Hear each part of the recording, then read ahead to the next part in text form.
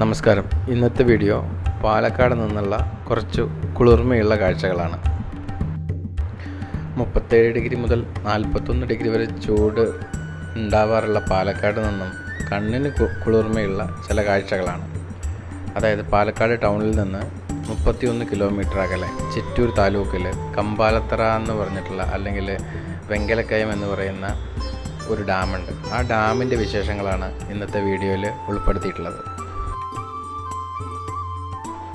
അധികമാരും ചെന്നെത്താത്തതും സഞ്ചാരികളാൽ മലിനപ്പെടുത്താത്തതുമായിട്ടുള്ള ഭംഗിയുള്ള പ്രദേശമാണ് ഈ കമ്പാലത്തറയും വെങ്കലക്കയും ഒക്കെ. വണ്ടിത്താവളത്തിനും മീനാക്ഷിപുരത്തിനും ഇടയിലാണ് ഈ ഡാമുകളൊക്കെ ഉള്ളത്. പ്രത്യേകിച്ച് കാണാനായിട്ട് ഡാമിൽ ഗാർഡനോ പാർക്കോ അല്ലെങ്കിൽ അക്വേറിയോ അങ്ങനെ സാധാരണ ഒരു ഡാമിൻ്റെ അനുബന്ധിച്ച് കാണുന്ന യാതൊരുവിധ സജ്ജീകരണങ്ങളും ഇവിടെയില്ല. ഒരുപക്ഷെ അത്തരം ഏച്ചുകൂടലുകളൊന്നും ഇല്ലാതെ തന്നെ ഇവിടം വളരെ സുന്ദരമാണ്.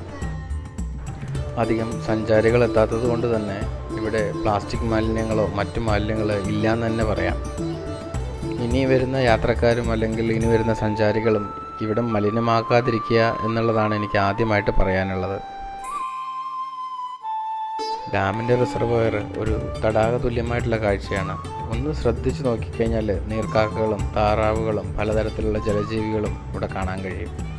പിന്നെ ഒരു പ്രത്യേകത പറയാനുള്ളത്, ചില മലയാള സിനിമകൾ ഇവിടെ ചിത്രീകരിച്ചിട്ടുണ്ട്. ഒടിയൻ അതിലൊരു ഉദാഹരണമായിട്ട് പറയാവുന്ന സിനിമയാണ്.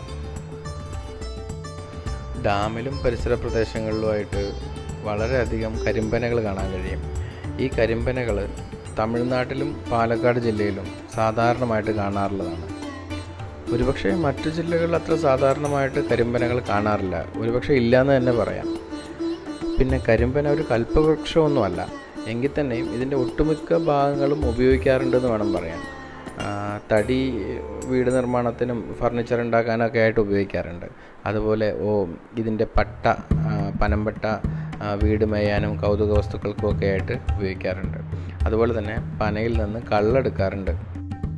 അതുപോലെ പനന്നുങ്ങ് ഒരു രുചിയുള്ള ഒരു വിശേഷപ്പെട്ട ഫുഡായിട്ട് വേണമെങ്കിൽ പറയാം. അതുപോലെ പനയിൽ മെയിലും ഫീമെയിലും ഉണ്ട് കേട്ടോ. എന്ന് വെച്ച് കഴിഞ്ഞാൽ ഫീമെയിലായിട്ടുള്ള പന മാത്രമാണ് പനന്നൊങ്ങ് കിട്ടുള്ളൂ. മറ്റുള്ളതിൽ കായ ഉണ്ടാവാറുണ്ട്, പക്ഷേ അത് ഈ പനന്നൊങ്ങ് ഉണ്ടാവുന്ന തരത്തിലുള്ള കായല്ല. അതുപോലെ കരിമ്പനയുടെ വിശേഷങ്ങൾ പറയുകയാണെങ്കിൽ ഒരു കരിമ്പനയ്ക്ക് ഏകദേശം 200-ലധികം വർഷം ആയുസ്സുണ്ട്. അതുപോലെ തന്നെ തമിഴ്നാടിൻ്റെ ഔദ്യോഗിക വൃക്ഷമാണ് കരിമ്പന. പിന്നെ നമ്മളിപ്പോഴുള്ളത് കമ്പാലത്തറ ഡാമിൻ്റെ റിസർവോയറിനകത്താണുള്ളത്. അതായത് ഡാമിന് ഏറ്റവും പുറകുവശത്ത് ഈ ഭാഗത്തായിട്ടാണ് ഒടിയൻ സിനിമ ഷൂട്ട് ചെയ്തിട്ടുള്ളത്. മഞ്ജു വാര്യർ മോഹൻലാലുമായിട്ടുള്ള രംഗങ്ങളെല്ലാം ചിത്രീകരിച്ചിട്ടുള്ളത് ഇവിടെ വെച്ചാണ്. കമ്പാലത്തറ ഡാമിൻ്റെ ഈ ഏരിയയിലേക്ക് വരണമെങ്കിൽ നമ്മളൊരു പ്രൈവറ്റ് പ്രോപ്പർട്ടിയിലൂടെ വേണം വരാൻ. ഒരു പ്രൈവറ്റ് പ്രോപ്പർട്ടി എന്ന് വെച്ച് കഴിഞ്ഞാൽ ഒരു തെങ്ങിൻ തോപ്പിൻ്റെ അകത്തുകൂടെ വേണം ഇങ്ങോട്ട് വരാൻ. പ്രത്യേകിച്ച് അവിടെ തടസ്സങ്ങളൊന്നുമില്ല, കാറ് വരുന്ന ഒരു ഏരിയയാണ്. നമുക്കതുകൂടെ ഇങ്ങോട്ട് വരാം.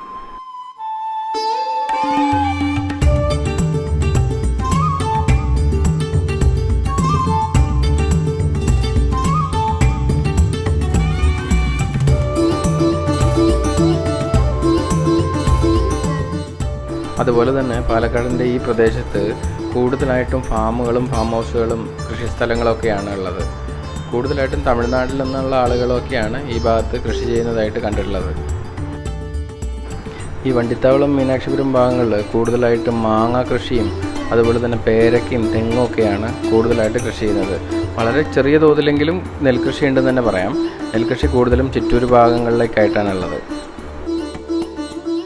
പിന്നെ ഒരു കാര്യം എന്താണെന്ന് വെച്ചാൽ ഈ കമ്പാലത്തറ ഡാം പൂർണ്ണമായും ജലസേചനത്തിന് വേണ്ടി മാത്രം നിർമ്മിച്ചിട്ടുള്ളതാണ്. അതായത് കൃഷിക്കും ജലസേചനത്തിനും വേണ്ടിയിട്ടാണ് ഇത് നിർമ്മിച്ചിട്ടുള്ളത്. കമ്പാലത്തറ ഡാം പൂർണ്ണമായിട്ട് നിറയുന്ന സമയങ്ങളിൽ ഈ തെങ്ങിൻതോപ്പിൻ്റെ അതിരോളം വെള്ളം ഉണ്ടാവുമെന്നാണ് പ്രദേശവാസികൾ പറയുന്നത്.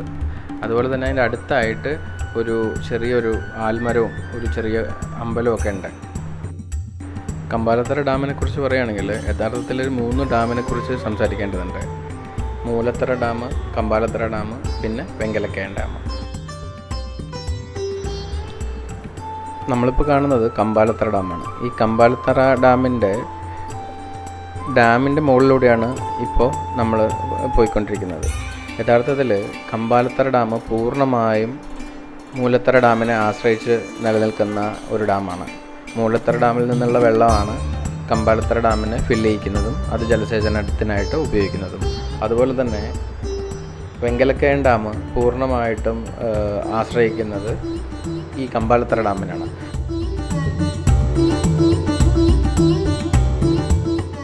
അതായത് കമ്പാലത്തറ ഡാമിൻ്റെ സ്പിൽവേയിലൂടെ പോകുന്ന വെള്ളമാണ് വെങ്കലക്കയം ഡാമിലേക്ക് എത്തി നിൽക്കുന്നത്. അതുകൊണ്ട് തന്നെ പൂർണ്ണമായും വേനൽക്കാലങ്ങളിൽ, കടുത്ത വേനലിൽ ഈ പറയുന്ന വെങ്കലക്കയം ഡാം ഓൾമോസ്റ്റ് എംപ്റ്റി ആയിരിക്കും. ചുരുക്കി പറയുകയാണെങ്കിൽ കമ്പാലത്തറ ഡാമും വെങ്കലക്കയം ഡാമും പൂർണ്ണമായിട്ടും ആശ്രയിക്കുന്നത് മൂലത്തറ ഡാമിനെയാണെന്ന് ചുരുക്കം. അതുപോലെ തന്നെ കമ്പാലത്തറ ഡാമും വെങ്കലക്കയം ഡാമും തമ്മിൽ ഡിഫറൻഷ്യേറ്റ് ചെയ്യുന്നത് കമ്പാലത്തറ ഡാമാണ്. യഥാർത്ഥത്തിൽ രണ്ടും ഒരു റിസർവോയർ ആയിട്ടാണ് വർത്തിക്കുന്നത്. എങ്കിൽ തന്നെയും ആ ഒരു സിംഗിൾ റിസർവോയർ സ്പേസിൻ്റെ നടുവിലായിട്ട് കമ്പാലത്തറ എന്നുള്ള ഒരു ഡാമുണ്ട്.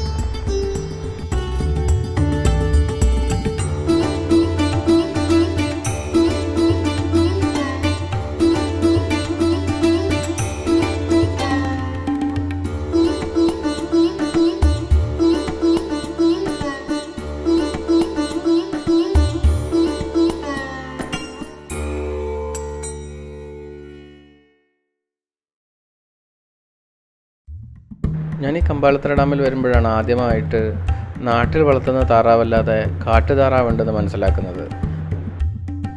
അവയുടെ നിറത്തിനും ചെറിയ വ്യത്യാസം ഉണ്ടായിരുന്നു. സാധാരണ നമ്മൾ നാട്ടിൽ വളർത്തുന്ന താറാവിനെ അപേക്ഷിച്ച് വേറൊരു നിറത്തിലാണ് ആ താറാവ് ഉണ്ടായിട്ടുള്ളത്.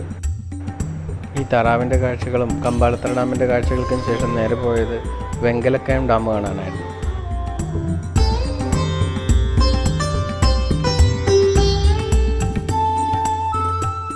കമ്പാലത്തറ ഡാമിൻ്റെ മുകളിൽ നിന്ന് നോക്കിക്കഴിഞ്ഞാൽ കാണുന്നത് വെങ്കലക്കയം ഡാമിൻ്റെ റിസർവോയറാണ്. എങ്കിൽ തന്നെയും വെങ്കലക്കയം ഡാം കാണാനായിട്ട് പോകാനുള്ള ആ പ്രദേശത്തിൻ്റെ കാഴ്ചകളൊക്കെ ഭംഗിയുള്ളതാണ്. ഞാൻ പോകുന്ന സമയത്ത് അല്പം വെള്ളമുള്ളത് കൊണ്ട് ഈ വെങ്കലക്കയം ഡാമിലേക്ക് പോകുന്ന വഴിയിൽ നിന്ന് തന്നെ റിസർവോയറിൽ ദൂരെയായിട്ട് വെള്ളമുള്ളതായിട്ടൊക്കെ കാണാൻ കഴിയുമായിരുന്നു.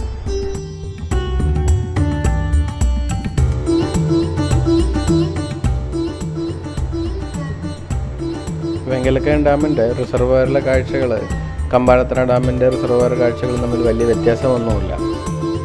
രണ്ട് ഡാമിൻ്റെയും റിസർവോയറിൻ്റെ കാഴ്ചകൾ സമാനമാണ്. അതുപോലെ ലാൻഡ്സ്കേപ്പിൻ്റെ കാഴ്ചകൾ സമാനമാണ്. പിന്നെ ഒരു പ്രത്യേകതയായിട്ടൊന്നും പറയാനില്ല എന്ന് തന്നെ പറയാം.